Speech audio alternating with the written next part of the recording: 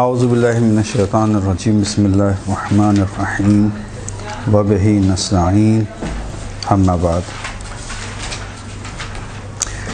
ہماری گفتگو جو چل رہی تھی وہ چل رہی تھی مطلوب اور نامطلوب کے حوالے سے کہ اسلام کو کیا چیز مطلوب ہے اور کیا چیز مطلوب نہیں ہے، اس کی مختلف مثالیں ہم نے آپ کے سامنے بیان کی۔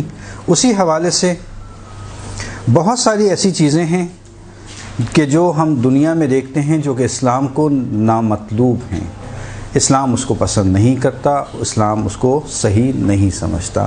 دنیا میں خوشی کی چند مثالیں کہ جو اسلام کو قطعی طور پہ پسند نہیں ہیں۔ مثلا شادی بیاہ کی تقاریب ہوتی ہیں، ان شادی بیاہ کی تقاریب کے اندر ایسی رسومات کا انجام، دیکھیں اسلام کسی بھی رسم سے منع نہیں کرتا، یہ یاد رکھیے۔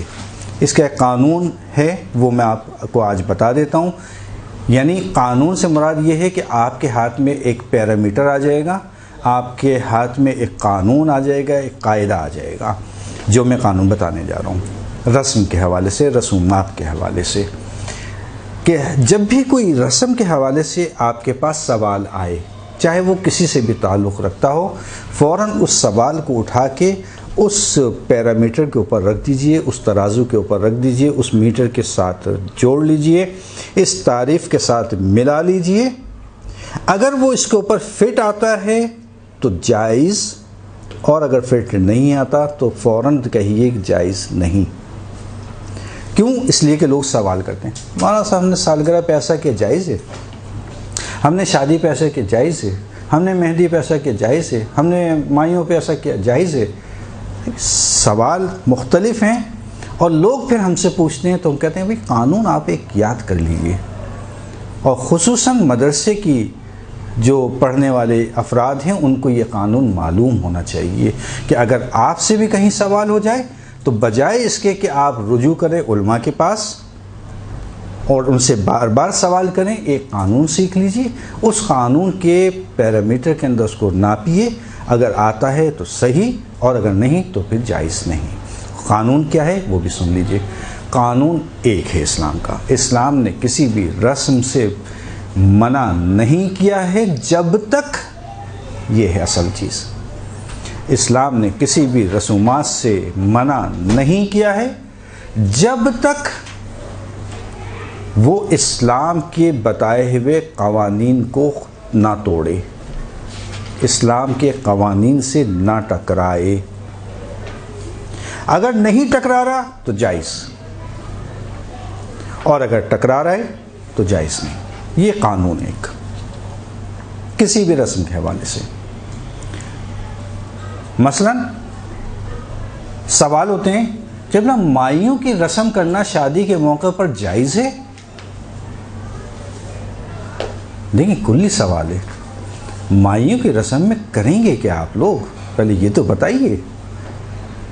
اگر مائیوں کی رسم خواتین کے درمیان میں ہیں کہ جیسا کہ ہمارے معاشرے کے اندر ایک رائج ہے، ہار پہنائے، مٹھائی کھلائی، نامحرم موجود نہیں ہیں، چونکہ کہاں اسلام روک رہا ہے، ابھی بتایا میں نے، اسلام کا دیکھو بھی نامحرم کو داخل نہیں ہونے دینا، بس آپ نے دروازہ لاک کر دیا۔ ساری خواتین مائیوں کی رسم کو طریقے سے انجام دیے جا رہے ہیں، کسی قسم کی اسلام کی خلاف ورزی وہاں پہ نہیں ہو رہی۔ اسلام کہتا ہے بالکل کیجئے مائیوں کی رسم، ہم نے نہیں روکا آپ کو، لیکن اسلام کے بتائے ہوئے قانون کے مطابق اس کی خلاف ورزی نہ کیجیے گا، کوئی ایسا کام نہ کیجیے گا جس کی مخالفت اسلام نے کی ہو۔ اگر وہ کام جو اسلام کی مخالفت پر نہیں ہے، وہ رسومات جو اسلام کی مخالفت پہ نہیں ہیں، ان کے خلاف نہیں ہیں، ان کو انجام دینا آپ کے لیے بالکل جائز، چاہے وہ مائیوں کی رسم ہو، چاہے وہ مہندی کی رسم ہو، یا XYZ کوئی بھی رسم ہو۔ لیکن ایک ایسا ماحول کہ جس کی اسلام نے مخالفت کی، لہو و لعب کا ماحول نہ ہو، نامحرم کا مجمع نہ ہو، آوازیں باہر نہ جائیں، یا کوئی ایسا سسٹم موجود نہ ہو کہ جس کا اسلام مخالف ہے۔ سسٹم سے مراد میوزیکل آئٹم وغیرہ اس قسم کی کوئی چیز نہ ہو۔ ایک سادہ سی رسم ہے جو آپ کے معاشرے سے مطابقت رکھتی ہے، اس کو آپ لوگ انجام دے رہے ہیں۔ اسلام کہتا ہے کوئی بات نہیں، آپ انجام دیجئے، ہم نے کب روکا ہے آپ کو؟ اسلام اس کی اجازت دیتا ہے، آپ مائیوں کرنا چاہیں مائیوں کیجیے، لیکن دائرے اسلام کے اندر اسلام کی مخالف والی کوئی چیز داخل نہ کیجیے۔ نامحرم کا وجود، میوزیکل آئٹمس وغیرہ اس قسم کی کوئی چیز، یا یہ کہ آپ کی جو بھی تقریب کی آوازیں ہیں، جو بھی صدائیں ہیں، وہ باہر نہ جائیں نامحرموں کے کانوں میں۔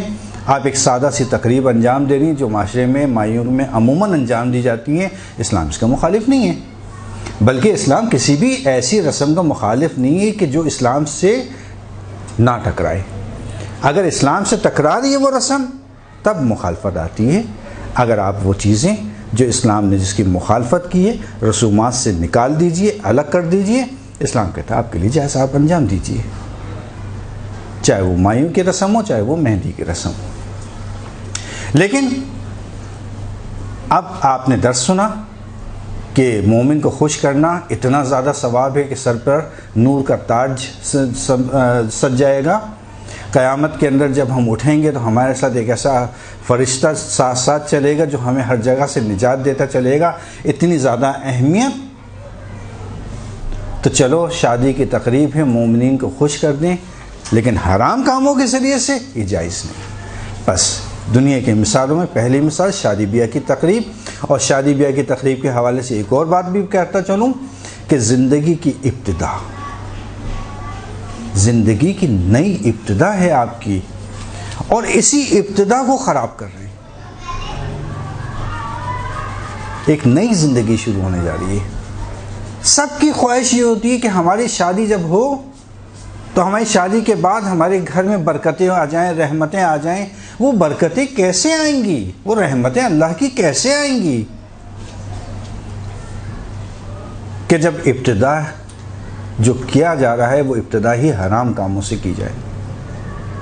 حرام کام کو نکالنے جو جائز ہیں بالکل آپ کا اختیار ہے، آپ انجام دیجئے۔ کس نے منع کیا ہے؟ اسلام نے روکا نہیں ہے آپ کو، پابندیاں نہیں لگائی ہیں اسلام نے آپ کے اوپر۔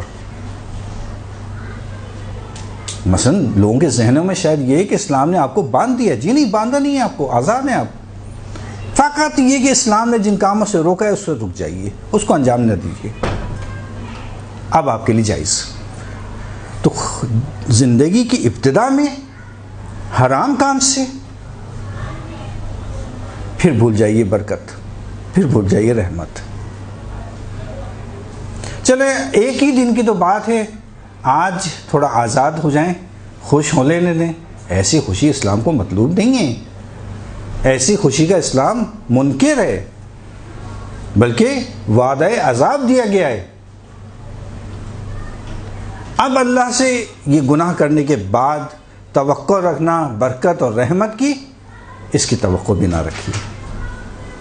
پھر وہی بات کہ اب ہمارے پاس اس کے بعد تعویذ لینے ہرگز نہیں آئیے گا اور ہماری بھی جان چھوڑ دیے گا۔ خیر، دوسری چیز جو اللہ کو مطلوب نہیں ہے خوشی، لیکن ہمارے معاشرے میں عموماً طور پر انجام دی جاتی ہے، اور وہ ہے سالگرہ کی تقریب۔ سالگرہ منانا کیسا ہے؟ عموماً لوگ سوال کرتے ہیں، تو اسلام میں سالگرہ منانا کیسا ہے؟ وہی بات پرانی جو ابھی میں نے کہی، اسلام کسی بھی تقریب سے آپ کو منع نہیں کرتا۔ آپ سالگرہ منانا چاہیں آپ دو طریقے سے منائیے، ہاں آپ دو طریقے سے منائیے۔ میلادی عیسوی طریقے سے بھی منائیے کہ بھئی اپریل کی فلاں تاریخ کو ہماری برتھ ڈے ہے، سالگرہ منانا چاہتے ہیں، بالکل منائیے آپ۔ ہاں جب اسلامی آ جائے تو اسلامی بنا لیجئے، دو سالگرہ سال کے اندر، صحیح۔ کبھی ہم تو ربیع الاول کی مثلا اس تاریخ کو پیدا ہوئے تھے، چلیے جی سالگرہ بنائیے۔ تو اسلام نے سالگرہوں سے آپ کو منع نہیں کیا، اسلام نے فقط حرام کاموں سے منع کیا ہے۔ اگر ان حرام کاموں کو اس سالگرہ کی تقریب سے، پروگرام سے آپ نکال دیجئے، وہی بات، مکس گیدرنگ نہیں ہونا چاہیے، نامحرم نہیں ہونا چاہیے، ہاں خالص آپ کے جو گھر کے افراد ہیں یا گھر کی خواتین ہیں، اگر وہ کیک کاٹتے ہیں اس میں کیا حرج ہے؟ بلکہ اگر خوش ہوتی ہیں واقعی یہ خوشی مطلوب ہے اسلام کو، اگر حرام کام نہیں ہے یہ خوشی مطلوب ہے، سالگرہ منانا کوئی حرج نہیں، شرعاً جائز ہے۔ بلکہ آئمہ کے جو ولادتیں ہوتی ہیں اس کے اوپر میں نے تو بہت بڑے بڑے علماء کو دیکھا ہے کہ ان کے گھروں کے اوپر، اچھا میری بھی ایک، خیر بتانا نہیں چاہیے لیکن بہرحال میری بھی ایک عادت ہے کہ آئمہ کی ولادت کے اوپر عموماً میں گھر میں کیک لے کے آتا ہوں، ہر ولادت کے اوپر، اور ہم سب جو گھر کی فیملی، صرف جو ہمارے بچے ہیں یا وائف ہیں، ہم مل کر جو ہے کیک کاٹتے ہیں۔ کیا ایک تقریب ہے، خوش بھی ہیں بچے بھی خوش، سب گھر والے خوش، اور اس بہانے سے ان کو کیک کا بھی شوق ہے تو وہ بھی پورا ہو رہا ہے، ثواب ہے، واقعی مطلوب ہے، کیا حرام کام کو نکال دیں۔ لیکن اگر آپ نے مکس گیدرنگ کی، اس میں میوزیکل آئٹم رکھ دیے یا اس قسم کی کوئی چیز آ رہی ہے، یا مثلا تالیاں بجائی جا رہی ہیں اور آپ کی آوازیں باہر جا رہی ہیں نامحرم کر رہی، یہ مطلوب نہیں ہے، اس کی اجازت نہیں دیتا۔ سالگرہ اگر کوئی شخص بنا رہے ہیں، بالکل اسلام اجازت دیتا ہے آپ کو حرام کے تقریب کو الگ کر کے آپ سالگرہ بنا سکتی ہیں، بالکل بنا سکتی ہیں، بالکل جائز ہے آپ کے لیے، صحیح۔ اسی طرح سے ایک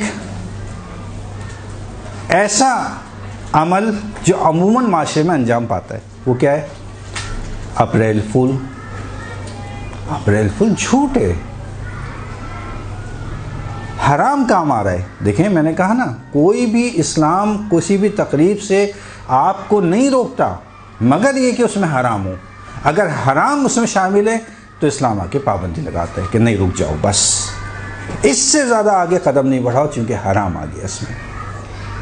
اپریل فول میں جھوٹ بولا جاتا ہے، اس لیے جس میں بھی حرام کام شامل ہے اس تقریب کو اسلام منع کر دیتا ہے، اور ایسی خوشی کسی کو بھی مطلوب نہیں ہے، نہ اس سے آئمہ راضی ہوں گے، نہ رسول راضی ہے، نہ اللہ راضی ہے۔ اسی طرح سے معاشرے کی ایک رسم جو بہت زیادہ عام ہوتی جا رہی ہے، ویلنٹائن ڈے۔ ابھی میں نے بتایا مطلوب نامحرم اور محرم کا خیال رکھنا ہے۔ دیکھیں اگر اس کا تصور کسی کے ذہن میں یہ ہے کہ وہ اپنی محرم کو، محرم یعنی وائف، اپنی محرم کو گلاب کا پھول پیش کرے، بالکل کیجئے، روزانہ کیجئے، اسلام تو یہ کہتا ہے، ایک دن نہیں، روزانہ کیجئے، صبح شام کیجئے، اسلام خوش ہوگا اس سے۔ بیوی شوہر کو پیش کرے، اسلام اس سے بھی خوش ہے، تعریف کرے گا، واقعاً ثواب کا کام ہے، واقعاً ثواب کا کام ہے۔ لیکن محرم نامحرم کے درمیان میں ایسا رابطہ، یہ حرام ہے، چونکہ حرام ہے پس اسلام کو یہ مطلوب نہیں ہے خوشی، اس لیے کہ وہ خوشی جائز ہے، وہ خوشی صحیح ہے جس سے آل محمد راضی ہیں، جس سے اللہ کا رسول راضی ہے، جس سے اللہ راضی ہے، جس سے اللہ راضی نہیں، رسول راضی نہیں، آئمہ راضی نہیں، ایسی کوئی خوشی نہیں ہے۔ اور پھر ہمارا نظریہ، ہمارا عقیدہ تو یہ ہے کہ ہمیں تو اللہ کی رضایت چاہیے، اس کا تقرب چاہیے، آئمہ کو راضی کرنا ہے کسی طرح، یہ ہمارا اصل ہدف ہے۔ جس میں وہ راضی نہیں، اس میں ہم بھی راضی نہیں، بس یہ تقریب بھی صحیح نہیں ہے جو دنیا میں انجام پائی جاتی ہے۔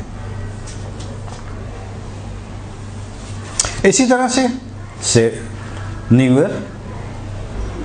ایئر بنانا صحیح ہے؟ سوال ہے میرا آپ لوگوں سے، نیو ایئر بنانا کیسا ہے؟ جائز ہے؟ حرام ہے؟ مکروہ ہے؟ مستحب ہے؟ جی نہیں، اگر محرم میں نہیں آئے پھر محرم، ابھی تو آپ کہہ رہے ہیں محرم میں آتا ہے اس لیے حرام ہے، اب میں کہا محرم میں نہیں آیا تو بھی حرام تو نہیں ہونا چاہیے آپ کے بقول؟ مطلب اسلامی ہمارا سال جو محرم میں شروع ہوتا ہے، ابھی قانون بتایا، جی ابھی قانون بتایا آپ کو۔ ارے میں نے تو سوال کیا تھا کہ آپ کے ذہن میں بھی ہے نہیں ہے، ابھی قانون بتایا تھا کوئی سوال میں کروں، میں نے آپ کے ہاتھ میں ایک پیرامیٹر دے چکا ہوں کہ آپ فوراً دیکھیں کہ اس میں اسلامی کوئی مخالفت تو نہیں ہو رہی. اگر اسلامی مخالفت ہو رہی ہے تو جائز نہیں، اور اگر اسلام کی مخالفت نہیں ہو رہی بنائیے، کیا حرج ہے. لیکن عموماً ہمیں معاشرے میں اس کو ایسی خوشی میں تعبیر کیا جاتا ہے کہ جو کہ اسلام کی مخالفتوں سے بھرپور ہوتی ہے. تو اگر کچھ سادگی سے اور اس کی رعایت کرتے ہوئے منا رہا ہے کہ جس میں اسلام کی مخالفت نہ ہو قوانین کی، محرم و نامحرم کا خیال رکھا جائے، حرام چیزوں کو الگ کر دیا جائے، تو کوئی حرج نہیں، بنائیے. قانون ایک رہے گا ہر جگہ کے لیے. اسی طرح سے جو نامطلوب خوشی وہ جو ہم دنیا میں دیکھتے ہیں، جو عموماً لوگ انجام دیتے ہیں، وہ ہے سیر و تفریح. اسلام نے بہت زیادہ تاکید کی ہے. کسی دن انشاءاللہ موقع لگا تو اس موضوع پر بھی آپ کو روایتیں سناؤں گا کہ آپ لوگ حیران ہوں گے. بہت ساری ایسی چیزیں ہیں جو واقعاً ہمیں معاشرے میں بیان ہی نہیں کی جاتی. اچھا چلیں آپ سے ایک سوال کروں. یہ بتائیے کہ عموماً لوگ ہنی مون بناتے ہیں، جب نئی نئی شادی ہوتی ہے تو ہنی مون کے لیے جاتے ہیں، جائز ہے؟ جی جی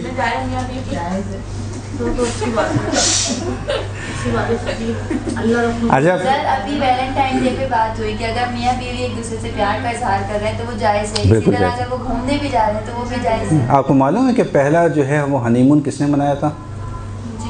جی جی پہلا ہنی مون امیر المومنین علی علیہ السلام حضرت فاطمہ الزہرا نے منایا تھا.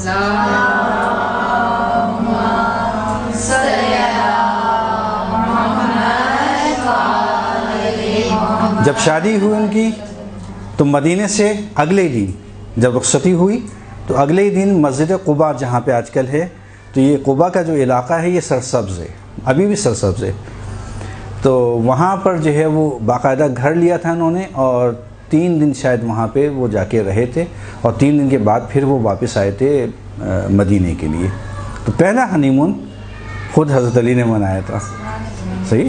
تو دیکھیں وہی میں نے کہا، اسلام آپ کو کسی بھی رسم سے، کسی بھی تقریب سے نہیں روکتا، مگر یہ کہ وہ اسلام سے ٹکرائے. اگر اسلام سے اس کا ٹکراؤ نہ ہو، اس میں حرام چیز نہ ہو، اسلام آپ کو اجازت دیتا ہے اس چیز کی. سیر و تفریح کی بات کرتے ہیں. سیر و تفریح کے حوالے سے بھی ہمارے پاس روایت ہیں. یہ خود ایک موضوع ہے بہت بڑا کہ کتنی زیادہ تاکید آئی ہے اسلام میں آئمہ سے. آپ لوگوں کے ذہن میں سے تصور میں نہیں ہوگا کہ آئمہ نے کون سا ایسا موضوع ہے کہ جس موضوع کو ہمارے لیے تشنہ چھوڑ دیا ہوں. ہر موضوع پہ احادیث اور روایت موجود ہیں.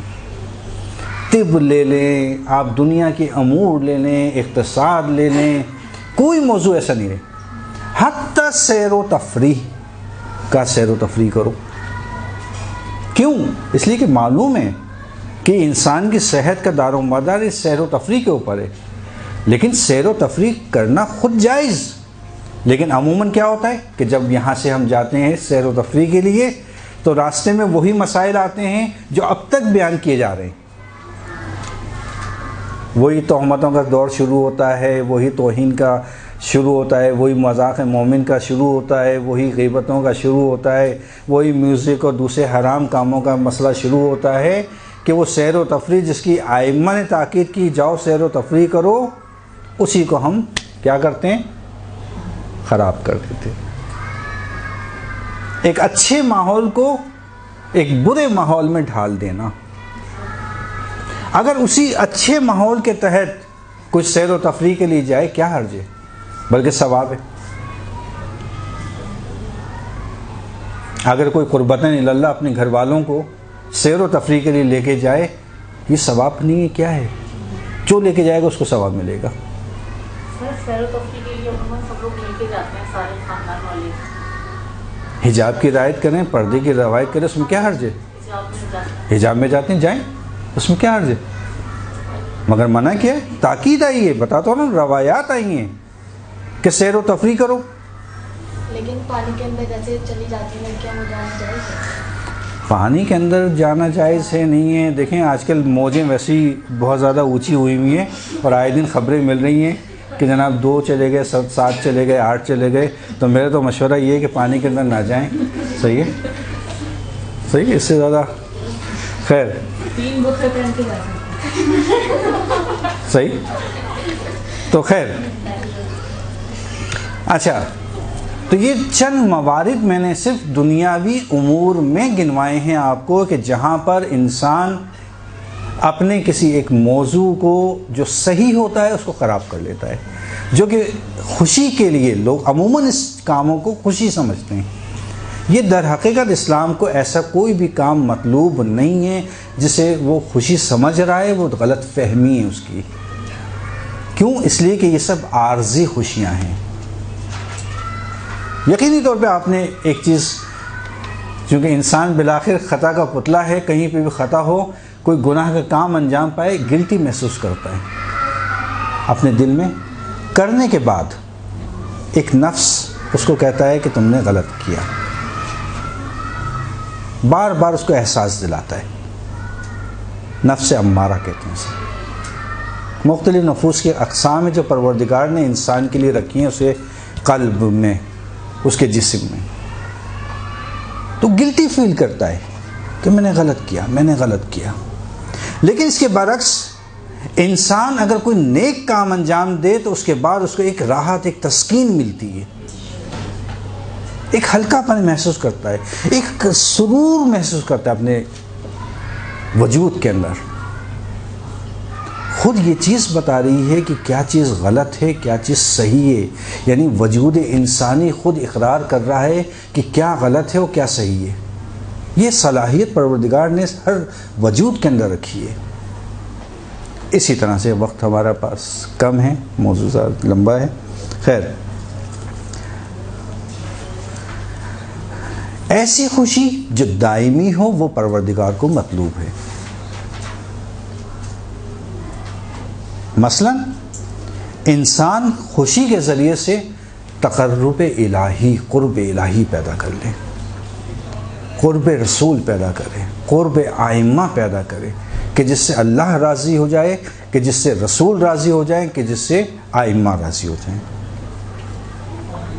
ایسی خوشی کہ جو خوشی ایسی ہو جو اس کو گناہوں سے محفوظ رکھے. پروردگار کہتا ہے یہ خوشی میری مطلوب خوشی ہے, ایسی خوشی کا طالب ہوں میں.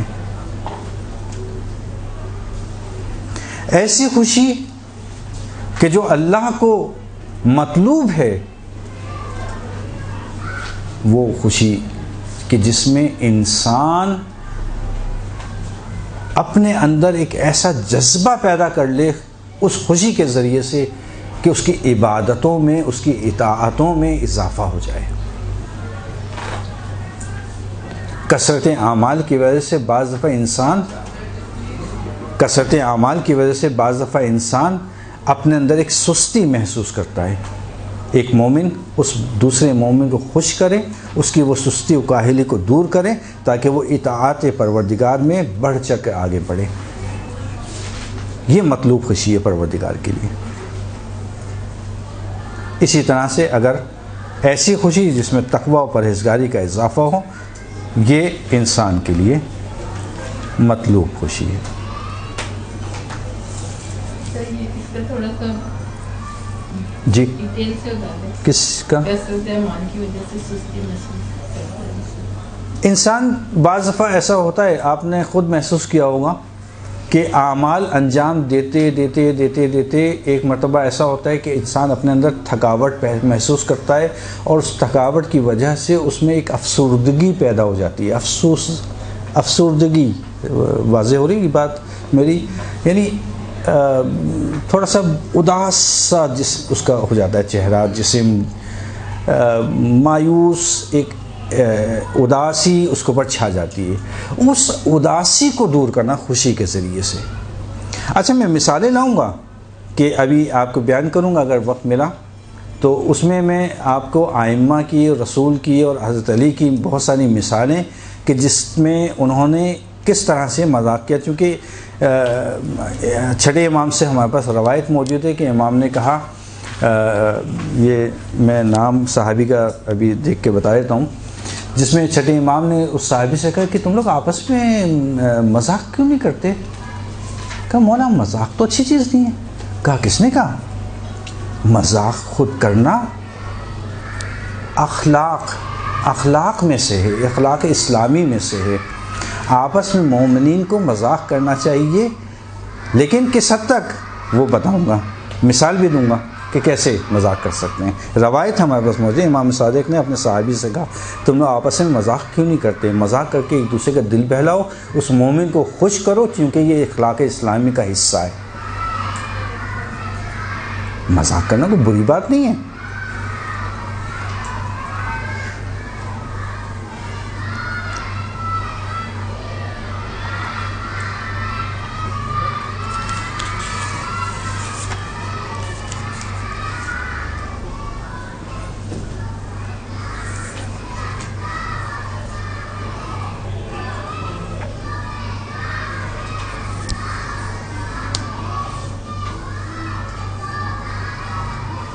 کہاں مومن کی نشانیوں سے امیر المومنین کی روایت ہے کہ اور سنن نبی کے اندر یہ موجود ہے روایت کہ مومن کی نشانیوں میں سے ایک نشانی مومن کے چہرے کے اوپر نشاط ہو، خوشی ہو، مسکراہٹ ہو، یہ مومن کی علامتوں میں سے گنا گیا ہے کہ نشاط یعنی حشاش بشاش ہونا، نشاط ہو،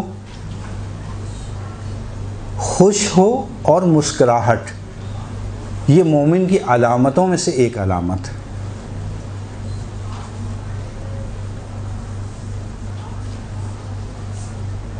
اور یہ جو ابھی روایت میں نے سنائی تھی کہ مذاق کیوں نہیں کرتے آپس میں، مزاح اسلامی کیوں نہیں کرتے آپس میں، یہ بھی سنن نبی کے اندر حدیث موجود ہے، چھٹے امام کی روایت ہے۔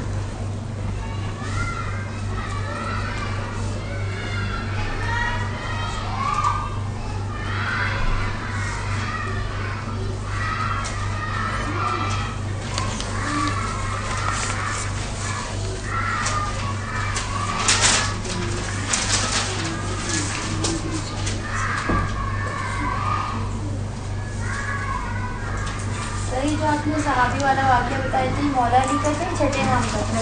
چھٹے امام۔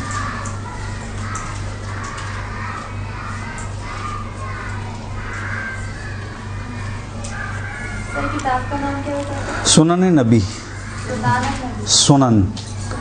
سنن کہتے ہیں سنت نبی کی سنتیں، سنن نبی۔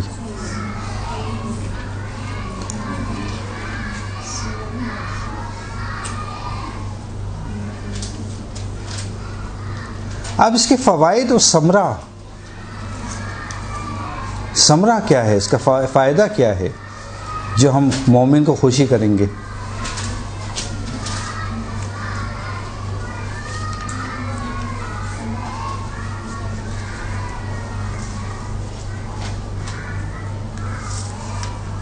مومن کو خوش کرنے کا سب سے بڑا فائدہ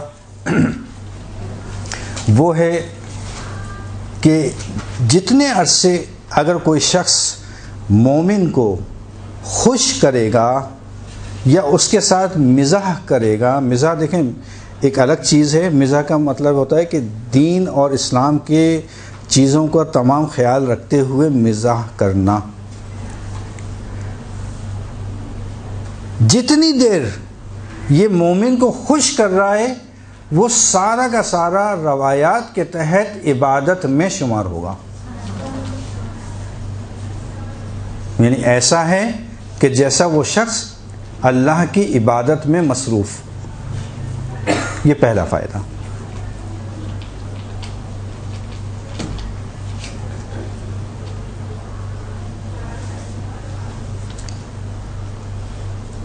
دوسرا فائدہ،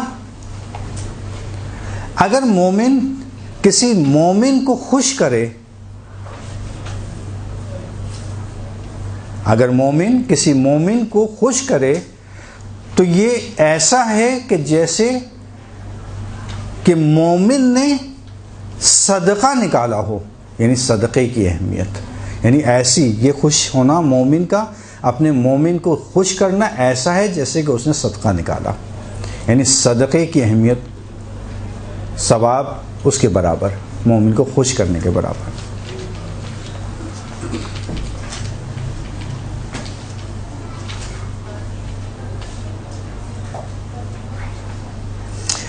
مومن کو دوسرے مومن کو خوش کرنا ایسا ہے کہ جیسے اس نے رحمت الہی کو پا لیا۔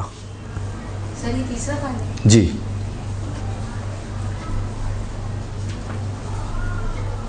ایسا ہے جیسے رحمت الہی کو پا لیا۔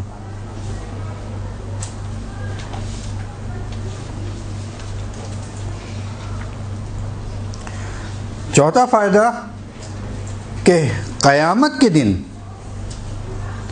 جب اس مومن کو اٹھایا جائے گا جو دوسرے مومن کی خوشحالی کا خیال رکھے، تو اللہ کہتا ہے کہ میں اسے بغیر حساب کتاب کے جنت میں بھیجوں گا، کیونکہ اس نے میں نے مومن کو خوش کیا۔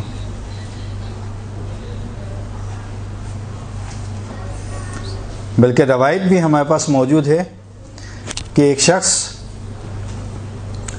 جو ایک ایسے بادشاہ کے بادشاہت میں رہا کرتا تھا کہ جو بہت ہی ظالم و جابر ہوا کرتا تھا، اور اس بادشاہ نے اس مومن کو یعنی قتل کرنے کا منصوبہ بنایا، پروگرام بنایا کہ جس کی اطلاع اس مومن کو ہو گئی تو یہ مومن وہاں سے، اس مملکت سے، اس علاقے سے راہ فرار اختیار کرتا ہوا ایک ایسی جگہ پہنچا کہ جہاں پہ سارے کے سارے یا کافر رہا کرتے تھے یا مشرک، یا کافر رہا کرتے تھے اس علاقے میں یا مشرک۔ اور جب یہ مومن اس علاقے میں پہنچا تو اس کی قسمت میں جو میزبان آیا، یہ جو مہمان بنا وہ ہے مشرک، اور اس مشرک نے اس مومن کو پناہ دی کہ تم میرے گھر رہو، اور جب پناہ دے دی تو اس کا خیال رکھا، اور جب قیامت کے دن اس مشرک کو اٹھایا جائے گا، یہ پوری روایت ہے ہمارے پاس کہ جس وقت اس کو اٹھایا جائے گا تو اللہ تعالیٰ اس سے یہ کہے گا کہ چونکہ تو مشرک ہے، چونکہ مشرک جنت میں نہیں جائے گا، سب سے بڑا گناہ اسلام میں شرک کرنا ہے، تو جنت میں تو نہیں جا سکتا چونکہ میری جنت تجھے قبول نہیں کرے گی، لیکن کیا کروں کہ تو نے میرے ایک مومن کو پناہ دی، اس کا خیال رکھا، اس کا اجر میں ضرور دوں گا تجھ کو۔ اب یہ اجر کیسے ملے گا؟ اس کو جنت میں جا نہیں سکتا، جہنم میں اس کو جانا ہے، لیکن یہ اجر کیسے ملے گا؟ اب دیکھیں کیا کہتی ہے روایت، کہتے ہیں اللہ تعالیٰ جو ہے وہ کہے گا تجھے چونکہ مشرک تھا تجھے جانا تو جہنم میں ہی ہے، لیکن آگ کو حکم دے گا کہ دیکھو اس کے قریب تو آنا، اس کو جلانا نہیں، اس کو ڈراتے رہنا لیکن جلانا نہیں۔ تو جب یہ دوزخ میں بھیجا جائے گا، جب سب لوگوں کو آگ جلا رہی ہوگی، اس کے پاس آگ آ کے واپس چلی جائے گی، پھر قریب آئے گی، پھر واپس چلی جائے گی، تو وہاں لوگ سوال کریں گے کہ یہ کون سا شخص ہے کہ جو ہمیں آگ جلا رہی ہے، اس کے نزدیک آتی ہے، اس کے بعد واپس چلی جاتی ہے۔ اس وقت ان لوگوں کو بتایا جائے گا کہ اس نے مومن کی خدمت کی، مومن کو خوشحال کیا، اللہ نے اس کو یہ اجر دیا، کیونکہ یہ مشرک تھا اس لیے دوزخ میں بھیجا، یہ اجر ہے۔ اسی طرح سے مومن کو خوش کرنا خود ایک صلہ رحم کے عنوان سے آتا ہے۔ صلہ رحم کرنا واجب ہے، صلہ رحم واجب ہے، البتہ خود ایک اس کی تفصیل ہے صلہ رحم کی جو انشاءاللہ پھر کبھی بیان کی جائے گی، خود ایک موضوع ہے یہ۔ اسی طرح سے اگر کوئی شخص اچھا دوست بننا چاہتا ہے، اس کو اگر وہ خوش نہیں ہوگا، مسکراہٹ نہیں ہوگی، اور کیسے معاشرے میں وہ رہے گا، کیسے وہ دوست یابی کرے گا؟ عموماً لوگ ایسے فرد کو پسند کرتے ہیں کہ جس کے چہرے پہ مسکراہٹ ہو۔ اسی لیے شب جمعہ کے حوالے سے خصوصی طور پر ہمارے پاس روایت موجود ہیں کہ کم از کم شب جمعہ میں 3 مومنین کی زیارت کے لیے جاؤ، 3 مومنین کی زیارت کے لیے جاؤ۔ لیکن مومن کی زیارت کے لیے مسکراہتے ہوئے جانا ہے۔ اسی لیے پہلے روایت میں نے بیان کی، اللہ نے کیا کہا کہ ایسا ہے جیسے دشمن خدا کہ مومن کو دیکھ کے منہ بنا لیتا ہے۔ مومن کو دیکھ کے مسکرانا ہے، مومن کو دیکھ کے خوشحال ہونا ہے۔ اور پھر میں نے ابھی بتایا آپ کو یہ خود ایک عبادت کے زمرے میں آتا ہے۔ اسی طرح سے بہت سے ایسے فوائد ہیں جو ہمیں اس دنیا میں حاصل ہوتے ہیں۔ مثلا جاپان کے مختلف دنیا کی بات کر رہا ہوں کہ اس خوشی کے اظہار سے، کسی کو خوش کرنے سے، خوش رہنے سے، خود ہنسنے سے، خود مسکراہٹ، ہنسنا، یہ خود ایک علاج ہے جس کی روایت میں تاکید آئی ہے۔ البتہ کچھ روایتیں اور بیان کروں گا کہ جس میں حد بتائیے کتنا مسکرانا ہے۔ تو جاپان کے مختلف سائنسدانوں نے یہ بات تحقیق کی اور اس کے بعد ابھی رزلٹ بھی آ چکا ہے کہ اگر انسان کسی کو دیکھ کے خوش ہوتا ہے یا مسکراتا ہے تو اس کے جسم کے بعض ایسے خلیے ہیں جو برے خلیوں کے اوپر غالب آ جاتے ہیں۔ انسانی جسم میں سلول جسے ہم کہتے ہیں، خلیے کہتے ہیں، بعض ایسے ہوتے ہیں جو بیڈ خلیے ہوتے ہیں، برے ہوتے ہیں، اور بعض اچھے ہوتے ہیں۔ وہ اچھے خوشی کی حالت میں ان بروں کے اوپر غالب پاتے ہیں۔ لہٰذا تمام مومنین کو چاہیے کہ زیادہ سے زیادہ خوش رہیں، مسکراتے رہیں، خصوصاً مومن کو دیکھ کے۔ سائنسدانوں نے آج کی دنیا میں یہ رزلٹ بالکل کنفرم ہے اس وقت، بلکہ ممکن ہے کہ آپ لوگوں کو یہ بات معلوم بھی ہو کہ بہت ساری نفسیاتی بیماریوں کا علاج انسان کا خوش رہنا ہے۔ انسان اگر خوش رہے گا، انسان اگر مسکرائے گا، انسان اگر ہنسے گا تو اپنے امراض نفسیات کے اوپر قابو پا سکتا ہے۔ یہ بالکل اس وقت ثابت ہو چکی چیز۔ اسی طرح سے آپ دیکھیں گے کہ بہت ساری جگہوں پہ اس وقت کلب کھلے ہوئے ہیں کہ انسانوں کو کسی طرح سے مسکرایا جائے، ہنسایا جائے، اس کے ذریعے سے وہ علاج کرتے ہیں۔ مختلف جگہوں پہ آپ دیکھیں، نیٹ کو سرچ کریں، آپ کو ملیں گے بہت سارے۔ یہ آج انہوں نے سمجھا ہے، جبکہ ائمہ 1400 سال پہلے کہہ کے چلے گئے دیکھو مسکراتے رہنا، مومن کو دیکھ کے دیکھو خوش کرتے رہنا ایک دوسرے کو۔ حتیٰ اسی اظہار خوشی کے لیے اس اظہار خوشی کو حتیٰ ایک ورزش کا نام دیا گیا ہے آج کل، کہ یہ خود ہنسنا، مسکرانا، خوش ہونا مومن کو دیکھ کے خود ایک ورزش ہے آج کے لحاظ سے، دنیا کے لحاظ سے۔ اور آخری چیز جو دنیاوی لحاظ سے، اور وہ ہے خاندانوں کا ٹوٹنا کے باعث بھی یہ نہ مسکرانا، خوش نہ رہنا، یہ بھی ایک بہت بڑی وجہ ہے۔ کیونکہ عموماً گھروں میں یہ پرابلم میں فیس کرتا ہوں، دیکھتا ہوں کہ خوش خلقی تھوڑا سا بڑے مسئلے ہیں اس کے۔ اب میں اس کی بحث میں نہیں جاؤں گا تفصیل میں۔ خوش خلقی سب سے اہم چیز ہے۔ حتیٰ دینداری کے بعد جو سیکنڈ، شادی کے موارد میں دینداری کے بعد جو سیکنڈ مرحلہ آتا ہے وہ اخلاق ہے، خوش خلقی۔ کس طرح سے انسان کو خوش خلق ہونا چاہیے تاکہ اس کے مسائل حل ہو جائیں۔ بہت ساری چیزیں ایسی ہیں جو قرآن میں خوشحالی اور اس کے لحاظ سے آئی ہیں جو میں نے بیان نہیں کی، وقت کے کمی کی وجہ سے۔ ایک دو چیزیں میں بیان کر دوں تاکہ اس موضوع کو ٹھیک ہے گزار دیں، اور وہ یہ ہے کہ ایک جو ہے وہ اچھا قہقہہ لگانا زوردار طریقے سے، یہ ہنسنا، اس کی مذمت آئی ہے، اور اس کی پھر روایت موجود ہے کہ امام چھٹے امام کی روایت ہے کہ وہ انسان کی عزت و آبرو کو کم کر دیتا ہے، اس لیے کہا ہے کہ منع کیا ہے کہ قہقہہ نہ لگاؤ، ایک حد تک مسکراؤ، اسی طرح ایمان کو کمزور کر دیتا ہے، سب اصول کافی کے اندر یہ روایت آئی ہوئی ہے امام صادق سے، دل کو کمزور کر دیتا ہے، دل کو مار دیتا ہے، دین کو ختم کر دیتا ہے، نادانی کی علامت ہے زوردار قہقہہ لگانا، قساوت دل کا باعث بنتا ہے، اور گناہوں سے غفلت کا باعث بنتا ہے۔ یہ ساری روایت اصول کافی کے اندر آئی ہوئی ہیں، چھٹے امام سے روایتیں ہیں۔ اچھا یہ بہت تیزی سے میں گزر گیا ہوں چونکہ وقت ہمارے پاس نہیں ہے جی۔ چھٹے امام کی اصول کافی کی جو ہے وہ دوسری جلد کے اندر یہ ساری روایتیں موجود ہیں۔ مثلا زیادہ زور سے ہنسنا، اس کی مذمت آئی ہے کہ کم، اور کیوں کہنا اس زوردار ہنسنے سے، مسلسل ہنسنے سے، دیکھیں ایک دو مرتبہ ہو گیا وہ الگ چیز ہے، ایک آدمی کی عادت ہے کہ وہ زوردار ہنسے، قہقہہ لگائے ہر وقت، نہیں، اس کی مذمت آئی ہے۔ کیوں؟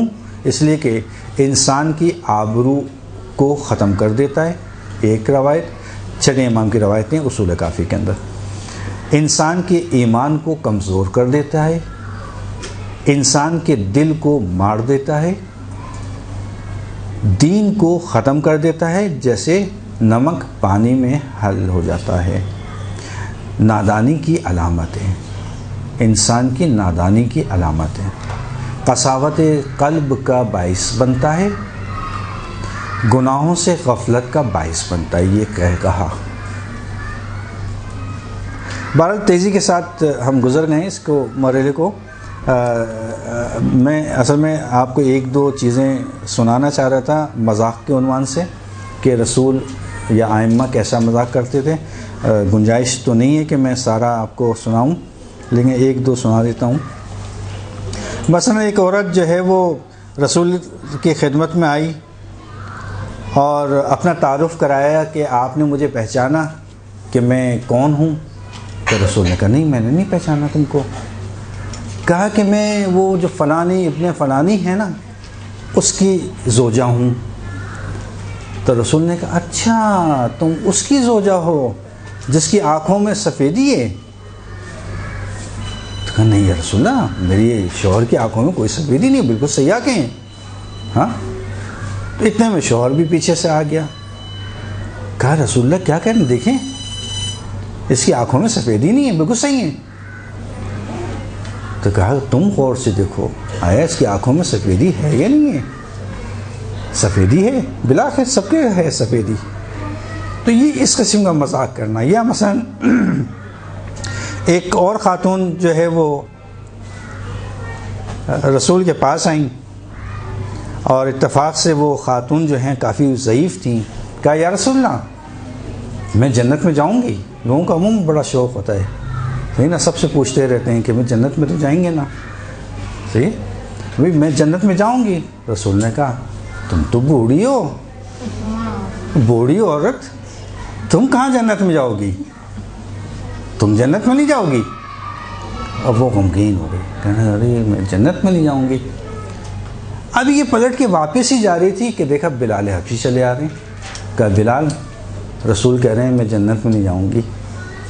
بلال حبشی نے کہا نہیں نہیں ایسا نہیں ہوگا، چلو تم میرے ساتھ، ہے نا۔ اب یہ بلال لے کر آئے کس کو؟ ضعیفہ کو۔ کہا یا رسول اللہ یہ کیا کہہ رہی ہیں کہ یہ ضعیفہ کو آپ نے کہا ہے جنت میں نہیں جاؤ گی؟ تو رسول نے کہا بلال یہ ضعیفہ ہی نہیں جائے گی، تم بھی نہیں جاؤ گے جنت میں، اس لیے کہ کالے لوگ جنت میں نہیں جائیں گے۔ اب بلال بھی محزون ہو گئے، کہا اچھا میں بھی جنت میں نہیں جاؤں گا؟ کہا نہیں۔ اتنے میں ابن عباس چلے آئے۔ ابن عباس ضعیف تھے۔ اب جب ابن عباس آئے کہا یا رسول اللہ کیا مطلب کہ جنت میں نہیں جائیں گے؟ کہا تم بھی ضعیف ہو، تم بھی نہیں جاؤ گے۔ تو اب انہوں نے کہا رسول اللہ مطلب کیا ہے آپ کا، مقصد کیا ہے؟ کہا دیکھو یاد رکھو جنت کے اندر جو بھی جائے گا وہ جوان و خوشرو ہو کے جائے گا، تو یہ ضعیفہ کی حالت میں جنت میں نہیں جائے گی، بلکہ خوشرو جوان کی صورت میں، دوشیزہ کی صورت میں جنت میں جائے گی۔ بلال اس رنگ کے ساتھ نہیں جائے گا، بلکہ حسین و جمیل جوان کی صورت میں جنت میں جائے گا۔ ابن عباس اس حالت میں، اس ضعیفی کی حالت میں تم جنت میں نہیں جاؤ گے، بلکہ جنت میں تم بھی ایک خوشرو جوان ہو کے جنت میں جاؤ گے۔ اس طرح کے مذاق۔ یا کھجور، حضرت علی کھجور کھا رہے تھے اور اپنی گھٹلیاں اپنے سامنے رکھ رہے تھے، اور رسول کھجور کھا رہے تھے اور اپنی گھٹلیاں علی کے سامنے رکھ دیتے تھے۔ جب اچھی خاصی جمع ہو گئیں، کہا علی آؤ دیکھیں کس نے زیادہ کھائیں۔ ہاں، کس نے زیادہ کھائیں؟ معلوم ہے کہ دونوں کی جب گھٹلیاں علی کے سامنے تو علی نے زیادہ کھائی ہوں گی۔ تو مولا نے کہا کہ بھئی آپ کیا معیار قرار دیں گے؟ جس کے آگے سے صرف گھٹلیاں ملیں گی اس کو معیار قرار دیں گے، یا جو گھٹلی سمیت ہی کھجور کھا گیا اس کو معیار قرار دیں گے؟ چونکہ رسول کے آگے تو گھٹلیاں نہیں تھیں، وہ تو اپنی گھٹلیاں دے رکھتے تھے۔ ان کے آگے جب گھٹلیاں نہیں ہیں، کھا بھی رہے ہیں، تو اس کے ہم لوگ گھٹلیوں کے ساتھ کھا رہے ہیں، کہ معیار کیا ہے؟ خیر یہ ایک مذاق تھا۔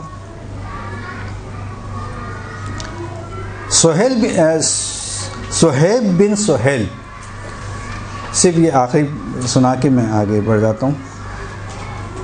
ان کی آنکھ میں، سیدھی آنکھ میں درد تھا۔ رسول نے دیکھا یہ مسلسل کھجور کھائے جا رہے۔ کبھی صہیب جب تم چباتے ہو تو تمہارا اثر آنکھوں میں پڑے گا، نقصان دہ تمہارے لیے۔ کھجور بھی کھا رہے ہو، آنکھ میں درد بھی ہے اور کھجور بھی کھا رہے ہو۔ کہ یا رسول اللہ میری سیدھی آنکھ میں درد ہے، میں الٹی طرح سے کھا رہا ہوں۔